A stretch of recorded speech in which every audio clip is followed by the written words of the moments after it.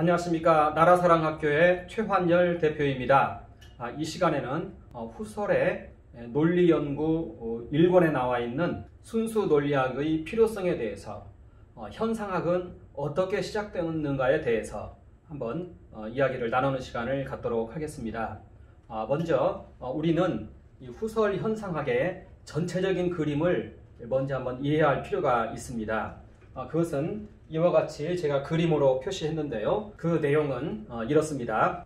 우리에게 어떠한 초월적 자아 혹은 주관이라고도 하는 이 초월적 자아가 이제 무엇인가를 표출을 해냅니다.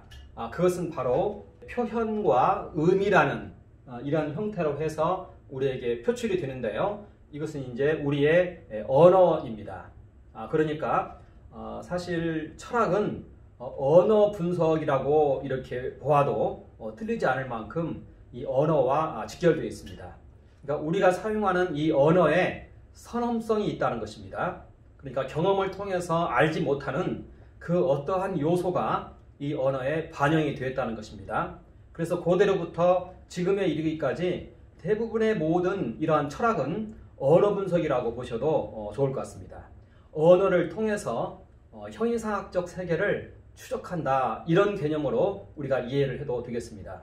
그래서 후설의 현상학도 이와 같이 이 언어 문제에 사실은 좀 집중하고 있는 것입니다. 언어라는 것은요, 이것을 그리스어로 로고스라고 합니다.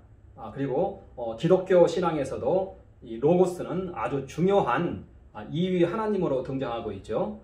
언어, 명제, 단어, 개념, 이런 것들이 다 로고스 안에 있는 그 용어들인 것입니다. 그래서 이 로고스라는 이 개념은 굉장히 포괄적이고 폭넓고 우리의 모든 언어와 사유와 판단과 이유와 이런 모든 것들을 다 의미하고 있는 그런 단어인 것입니다. 그래서 이 논리학이라는 것은 바로 이 앞에 있는 논리가 바로 로고스, 로직, 그렇게 되는 것입니다. 그래서 이제 어떻게 보면은 이 로고스에 관한 학문, 이렇게 이제 표현할 수도 있는 것이죠. 그래서 언어가 보통 명제의 형태로 표현이 되죠. 문장 형태로 표현된다는 것입니다. 그리고 그 문장은 각 단어와 단어들로 이루어져 있죠. 그리고 이 단어 하나하나에는 개념이 있는 것입니다. 이거 전체가 다 로고스라는 의미 안에 사실은 있는 것입니다. 그러니까 논리라는 의미 안에 있는 것이고요. 논리학 안에 사실은 있는 것이고, 바로 이 논리학은 이러한 우리의 사유를 하나의 분석하는 그러한 학문인 것입니다. 그래서 보통 이제 이 논리학은 이렇게 언어와 명제를 분석했습니다. 그래서 언어와 명제를 분석함을 통해서 이제 형이상학적 세계를 알아내기도 하고요. 또 자연 법칙을 발견해내기도 하고 이러한 기능을 했던 것입니다. 그러니까 고대로부터 지속적으로 이 논리학의 이 툴을 이용을 해서 형이상학적 세계를 개척을 했던 것입니다. 이것이 바로 이제 표출에 관한 그러한 것인데요.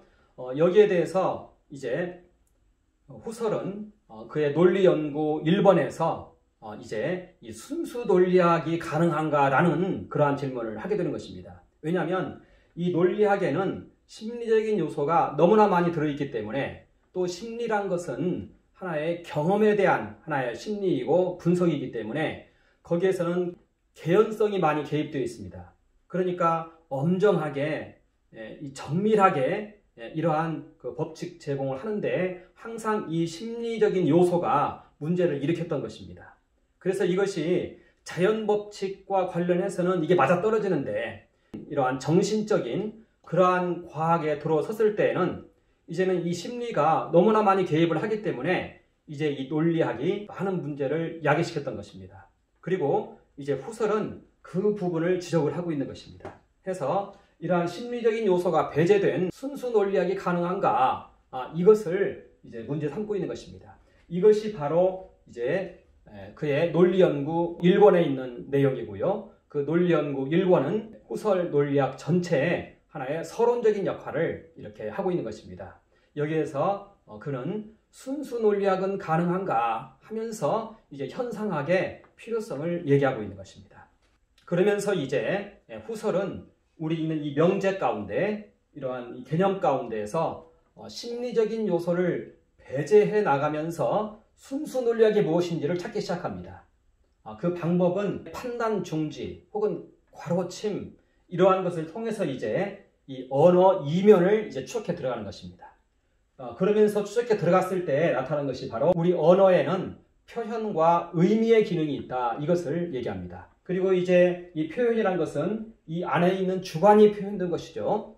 그리고 의미란 것은 하나의 이제 무언가를 지시하는 그러한 의미를 부여합니다. 내용을 지시한다는 것이죠. 그리고 그것이 존재할 때는 이것은 그 충족이라고 얘기하고요. 또 존재하지 않는 경우도 우리는 표현을 해냅니다. 예를 들어서 뿔이 한 개 달린 동물, 유니콘이죠. 이것은 상상 속의 동물입니다. 이것은 표현은 되었지만 지시는 되어지지 않습니다.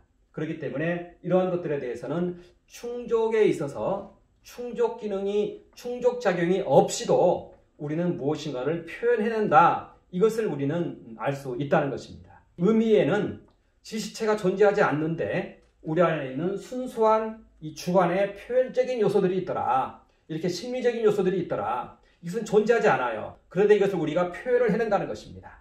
이러한 것들이 우리 의미 속에는 있더라. 이것을 이제 얘기합니다. 이것이 이제 두 번째 후설 현상학의 이제 주제가 되겠습니다. 그리고 세 번째 주제는요. 그러면은 이렇게 표현과 의미가 있는데 여기 이것을 괄호를 칩니다. 말하자면 예를 들어서 나는 생각한다, 명제를 생각할 때 생각한다, 의식한다, 의식이죠. 이건 분명히 우리에게 감지가 되어집니다. 보여집니다. 그런데 이제 그것을 이제 괄호를 칩니다. 더 소급해 들어간다는 것이죠. 생각한다, 의식한다. 그런데 주체는 있습니다. 나는 존재한 것입니다. 내가 있기 때문에 이런 생각하는 행위가 나오는 것입니다. 그런데 나는 보이지 않습니다. 이와 같이 해서 이렇게 괄호침을 통해서 이 판단 중지를 통해서 더 이면에 있는 이 나 속으로 들어간다는 것입니다. 이것이 바로 판단 중지이고 괄호침이고 이것이 이제 순수 논리학의 하나의 방법이 되는 것입니다. 그리고 이것이 이제 현상학이 되는 것입니다. 그렇게 해서 이제 이것이 세 번째 후설이 말하는 현상학의 이제 주제가 되겠습니다. 이렇게 해서 우리는 이제 우리 안으로 더 깊이 들어갑니다. 이랬을 때 나는 생각한다에서 생각한다를 지우니까 괄호를 치니까 이제 나라는 존재가 나오는 것이죠. 그런데 나라는 존재는 보이질 않습니다. 오직 이 나라는 존재에서 나타나는 것은 지향성만 나타납니다. 그러니까 무언가를 표현을 해내는 것이죠. 또 무언가를 지시하는 것이죠. 이걸 가리켜서 지향성이라고 합니다. 뭔가를 대상을 향해 있는, 뭔가를 표출해내는 이것만이 우리에게 보이더라는 것입니다. 만약에 우리 안에 이런 표현이나 이런 것이 없다면 언어는 나타나지 않습니다. 언어는 뭔가를 표현을 하는 것입니다. 지향을 하고 있습니다. 이렇게 나는 생각한다를 괄호를 치면은 지향성이 나타난다는 것입니다. 이것은 아주 주의 깊은 그러한 관찰에서 발견을 한 것이죠. 우리 안에 있는 이런 표현과 의미, 이 이면에 어떤 나라는 존재의 행위를 봤을 때 그 나라는 존재는 무언가를 지향하고 있더라. 무언가를 표현하고 있더라. 무언가를 향해 있더라. 이것을 이제 발견을 했다는 것입니다. 이것이 바로 판단 중지와 괄호침, 이것을 통해서 발견한 우리 자아의 모습이었던 것입니다.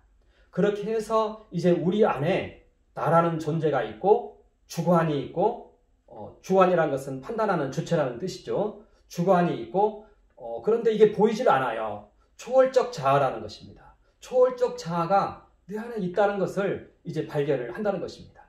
그런데 이 초월적 자아의 모습은 지향성은 보이는데요. 그 실체는 보이지가 않습니다. 무의입니다. 이것을 이제 발견을 하게 되는 것입니다. 이게 이제 후설 현상학의 네 번째 주제가 되겠습니다. 자, 그런데 이렇게 무의 모습과 같은데 그리고 주관입니다. 뭔가를 표출합니다. 대상이 없이도 표출을 해냅니다. 이러한 요소를 대상이 없이도 표출을 해냅니다. 이러한 작용을 이 초월적 자아가 하고 있더라는 것입니다. 그러나 아무리 보아도 보이질 않습니다. 이것을 이제 초월적 자아다 이렇게 말을 합니다. 그런데 이제 이 초월적 자아에는 하나의 중요한 특징이 있는데요. 아무것도 보이질 않습니다. 무와 같습니다. 막 없는 존재와 같습니다. 그런데 뭔가가 대상으로 주어졌을 때 비로소 기능을 한다는 것입니다. 그러니까 우리 지난 시간에 우리 무의식 세계를 얘기했습니다. 그리고 그 무의식 세계에서는 온갖 기억들이 있다 이런 얘기도 우리는 했습니다. 바로 이 초월적 자아 안에는 뭔가가 담겨져 있습니다. 그런데 이것은 절대로 스스로 이렇게 나오지 않습니다. 뭔가 대상이 주어졌을 때 비로소 작동을 하기 시작한다는 것입니다. 이것을 이제 후설이 이야기를 합니다. 이것이 바로 우리의 이 주관과 객관, 이 대상과의 관계이다. 이렇게 이야기를 합니다. 우리 안에 있는 이 주관성은 상호 주관성이다. 객관이 없이는 기능을 하지 않는 그러한 주관성이더라. 이것을 이제 후설이 발견을 하는 것입니다. 그리고 이것에 대해서 세계가 있을 때에만 이 존재에 대한 이해가 성립하더라는 것입니다. 세계가 있을 때에만 나라는 주관이 작동을 하고 존재에 대한 이해가 성립하더라는 것입니다. 이것이 상호 주관성입니다. 그래서 우리는 결국 세계 내 존재라는 것입니다. 세계와 이 우리와의 관계는 상호 관계이고 상호 주관성의 관계이고 상호 간에 동시적으로 성립되는 관계이다. 이것을 얘기한 것입니다. 그러니까 그동안에 우리가 보면은 쇼펜하우어나 딜타이나 또 베르그손이나 이런 사람들의 이런 논리를 들어보면 아주 강한 약간 절대적인 주관성을 가지고 있습니다. 말하자면 우리 이 정신을 통해서 모든 것이 다 산출되었고 창조되었다. 이런 형태의 어떠한 논리로 이게 규결이 됩니다. 그런데 이제 후설 입장에서는 그렇게만 가지고 다 설명할 수 없다 하면서 실제론적인 경향을 띈다는 것입니다. 그래서 이 후설의 현상학은 이 초월적 관념론이라고도 하는데요. 왜냐하면 이 관념에 주가 돼 있어요. 그러면서도 또 이러한 실제를 인정을 하는 반실제론적 그러한 형태를 띠고 있다는 것입니다. 그러니까 대상에 대해서도 인정을 한다는 것이에요. 대상의 존재가 인정이 되고 있는 그런 형태를 띠고 있다는 것입니다. 그래서 반실제론적 형태를 띠고 있다. 이렇게 이제 이야기를 하는 것입니다. 이것은 어떻게 보면 앞으로 전개되어지는 이 철학의 중요한 주제가 되는 것입니다. 그래서 결국은 이 철학은 신학과 내용이 같습니다. 논리를 통해서 해내는 이러한 내용들 하나하나가 결국은 신학에 있는 그러한 명제들을 다 증명하고 있다는 것이죠. 이것이 이제 후설 철학의 5번째 주제가 되겠습니다.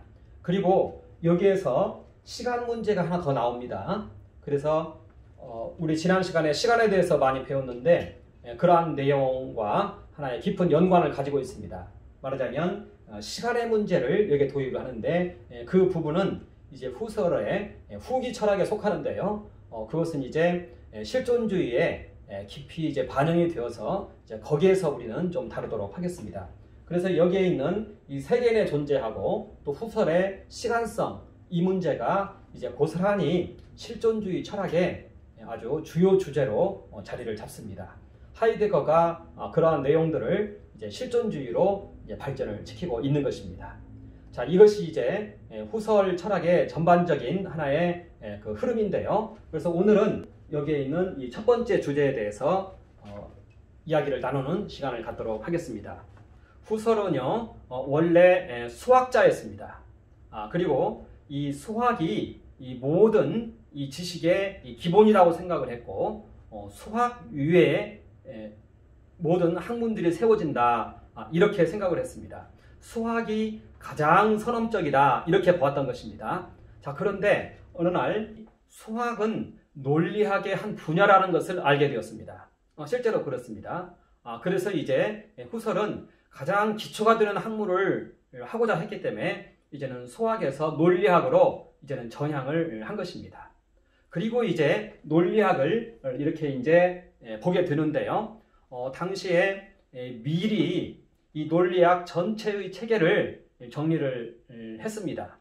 아리스토텔레스의 이 연역법, 말하자면 3단 논법으로부터 해서 또 베이컨의 균합법, 그리고 라이프니츠나 스콜라 철학자들의 그러한 사유의 법칙, 이러한 것에 대해서 이제 쭉 정리를 합니다. 그러면서 이제 밀이 이 논리학에 문제가 있다고 얘기합니다. 그런데 그 문제는 뭐냐? 그건 바로 심리주의라고 얘기를 한 것입니다. 논리학이 있는데 여기에 자꾸 심리적인 요소가 개입이 되어 있다는 것입니다. 그러니까 논리학의 이 틀은 이상이 없는데 심리주의가 개입을 해서 이제 하나하나의 명제에다가 심리적인 요소를 반영을 하고 그 심리적인 요소에 의해서 명제가 좌우된다는 것입니다. 이것을 얘기했던 것입니다. 그렇기 때문에 기존에 있는 모든 논리학이 자연과학이나 자연법칙에는 심리적인 요소가 별로 반영이 안 되어 있기 때문에 맞다는 것입니다. 그런데 이제 정신과학에 들어서면은 이것은 맞지 않다는 것입니다. 여기에는 기초이동이 발생을 한다는 것입니다. 말하자면 모든 학문마다 객관적으로 완결된 그러한 통일체인데 그 학문마다의 그러한 명제가 있고 그리고 여기에서 이제 3단 문법이 서든지 이렇게 해야 되는데 여기에 타 학문의 여러 요소가 함께 결집이 되어 있더라는 것입니다. 그래서 개념이 심리적인 요소가 들어가면 마구마구 변화가 일어나는데 거기에 대한 연구나 거기에 대한 문제에 대해서는 별다른 그런 연구가 진행되어지지 않아서 심리적인 요소가 개연성을 가지고 논리학에 큰 영향을 미쳤다는 것입니다. 그래서 학문에 기초 이동이 발생했다. 그래서 전체 명제를 흔들어 버린다. 그래서 다른 류로의 기초 이동이 발생을 해서 학문의 경계가 뒤섞여 논리적 층들이 심리적 요소와 결합을 하면서 혼동을 이루고 있다. 이러한 얘기를 이제 미리 하는 것입니다. 그리고 그 내용을 이제 후설은 이렇게 요약을 하고 있는 것입니다. 그래서 결국은 우리에게 순수 논리학이 요청되고 있다. 이러한 심리적인 요소가 배제된, 왜냐하면 심리적인 요소라는 것은 경험에 의해서 나오는 것이거든요. 그래서 경험이란 것은 여러 가지 개연성을 가지고 있다는 것입니다. 그런데 그러한 경험마저 배제된 순수한 선험적인 어떠한 형태의 논리학이 요청되고 있다. 이것이 이제 정신과학에서는 특히 이러한 논리학이 요청되고 있다. 순수 논리학이 요청되고 있다.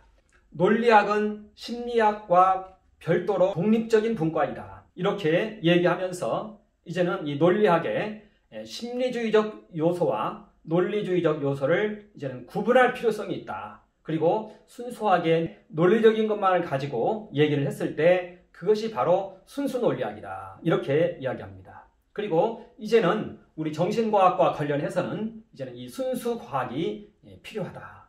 이것을 이제 이렇게 이야기를 한 것입니다. 자, 그러면서 이제 심리주의 논리학에 대한 여러 가지 비판을 합니다. 먼저 여기서 빠진 게 있다면은 미래 논리학 체계에서는 바로 현재의 논리학에는 심리적 요소, 형식적 요소, 형이상학적 요소가 아주 그 논리학을 해치고 있다. 이렇게 얘기합니다. 여기서 이제 심리적 요소란 것은 심리주의 논리학이고 이제 앞으로 살펴볼 그런 내용입니다. 그리고 형식적 요소라는 것은 현재의 이러한 3단 논법으로는 전혀 어떠한 새로운 것을 발견할 수 있는 그러한 논리학이 아니다.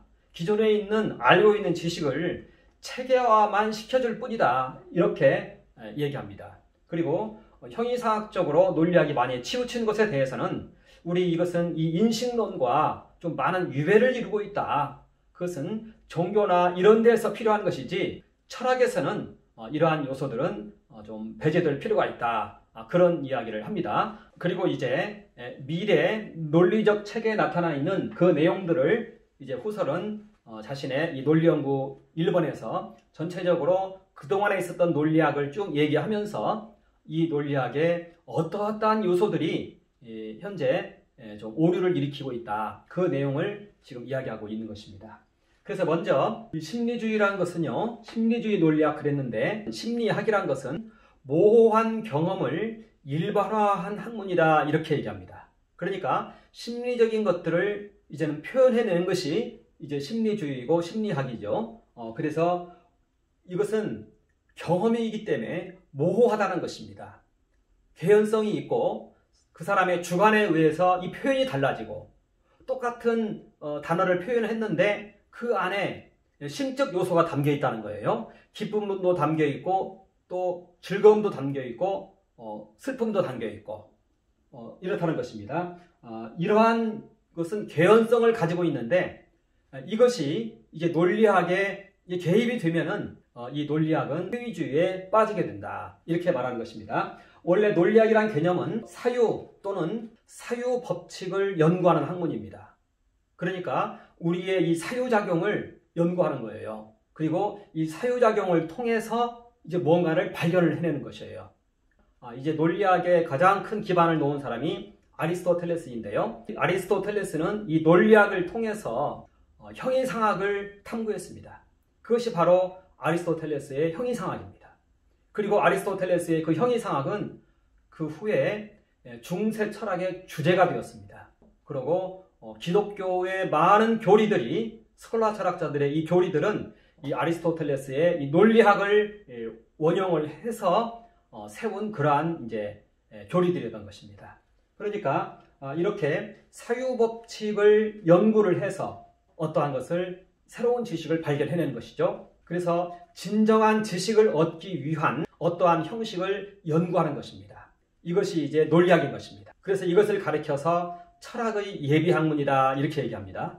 그렇기 때문에 이 논리학은 우리의 사유의 법칙을 연구한 것이고 아리스토텔레스부터 줄곧 다 그렇습니다. 모든 철학이 전부 이 논리학에 사실은 서 있는 것입니다. 그래서 이제 이 내용을 이제 하나씩 소개를 하고 있는데요. 논리학의 아주 대표적인 것은 이 3단 논법인데 연역법이라고도 하죠. 이 논리학은 전부 아리스토텔레스에게서 이 기본적인 것이 다 나왔습니다. 아리스토텔레스는 그의 책 오르가논에서 기관이란 뜻이기도 하고 조직이란 뜻이기도 하고 그렇습니다. 이 오르가논에서 이 논리학을 이야기를 했습니다. 이 논리학을 통해서 그의 형이상학이 나왔고 또 스콜라 철학자들은 이것을 이용해서 이제 교리의 그 체계를 세웠던 것입니다. 그래서 이 연역법은요, 일반적인 사실이나 원리로부터 개별적인 어떠한 사실들을 도출해내는 것을 말합니다. 그러니까 일반성 속에서 개별적인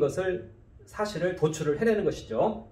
그래서 형태는요, 하나 또는 둘 이상의 명제를 연결을 시켜서 여기에서 이제 세 명제를 도출한다는 것입니다. 그리고 이 논리적 형식이 이제 어떻게 보면 이 논리학의 하나의 형식이 되는 것이죠. 연역법의 하나의 형식이 되는 것입니다. 그러면서 대표적인 것으로 이제 3단 논법을 얘기를 하고 있는데요. 보면은 맨 앞에 대전제가 옵니다. 그것은 인간은 죽는다라는 대전제가 옵니다. 자, 그리고 두 번째로는 소전제가 옵니다. 소크라테스는 인간이다. 그리고 이제 이 두 전제를 합해서 결론적으로 그것은 소크라테스는 죽는다 해서 이렇게 일반적인 명제에서 개별적인 명제, 소크라테스의 죽음을 예견을 하는 것이죠. 이걸 도출을 한다는 것입니다. 이것이 이제 3단 논법인데요. 3단 논법도 정언 논법이 있고 가언 논법이 있고 선언 논법이 있습니다. 이때 이것은 하나의 정언 논법입니다. 가언 논법은 이 명제가 뭐뭐이면 뭐뭐이다 이런 형태로 결론이 지어집니다. 뭐뭐이면 뭐뭐이다. 뭐뭐이면이라는 것이 바로 가언이죠. 뭐뭐이다. 그리고 이것이 항상 맞을 때는 이것이 바로 이제 하나의 자연 법칙으로 등장을 하는 것이죠. 이렇게 해서 자연 법칙의 발견도 여기에서 이제 이루어지는 것이죠. 이것이 이제 3단 논법인 것입니다. 여기에 대해서 이제 후설은 이렇게 얘기합니다.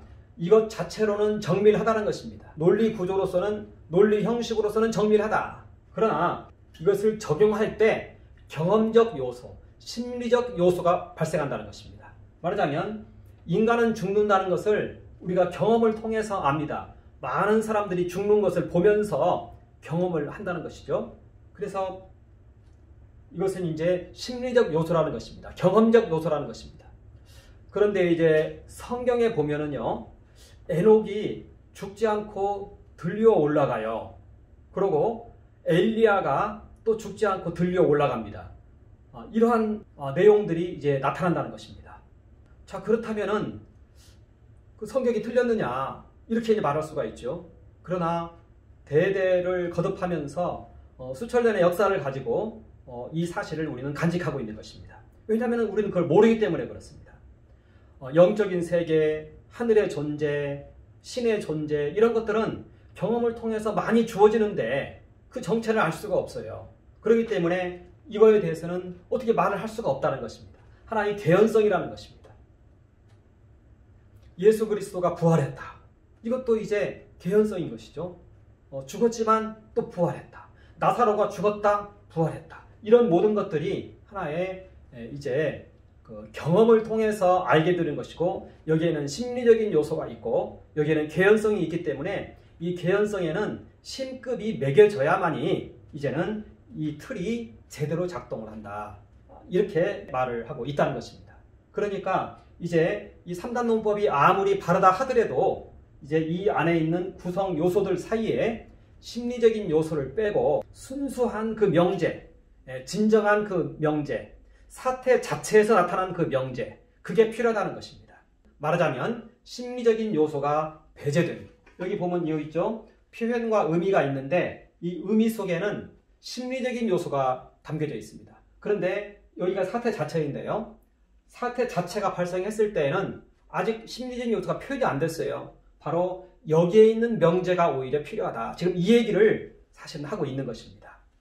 이렇게 해서 먼저 3단 논법에 있어서의 하나의 그 심리적인 요소, 이 요소를 배제하지 않을 경우에 이 3단 논법은 정신과학에는 사용되기가 어렵다. 결국 이러한 얘기를 하고 있는 것입니다.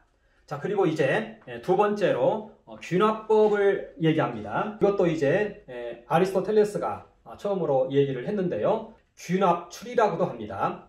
이것은 연역법과 이 방향이 서로 정반대입니다. 특수한 사례로부터 일반적인 진리를 추론한다는 것입니다. 추리하고 추론한다는 것입니다.